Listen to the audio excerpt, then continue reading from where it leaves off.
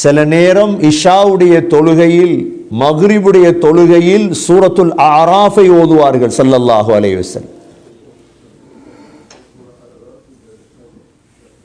ஏனென்றால் ஸல்லல்லாஹு அலைஹி வஸல்லமுடைய நோக்கம் இருந்தது, தன்னுடைய மௌத்துக்கு முன்னால் மக்களுக்கு கற்றுக் கொடுக்க வேண்டிய மிக பெருமதியான ஒரு சொத்து தான் இந்த குர்ஆன்.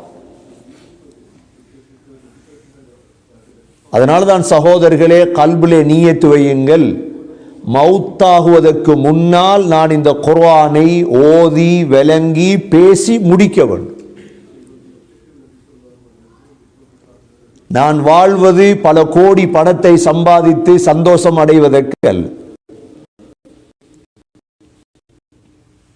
உலகத்தில் நும்ரூதை விட நம்மால் சம்பாதிக்க முடியாது, காரூனை விட எங்களால் சம்பாதிக்க முடியாது, ஃபிரௌனை போன்று 400 ஆண்டுகள் எங்களால் ஆட்சி செய்ய முடியாது.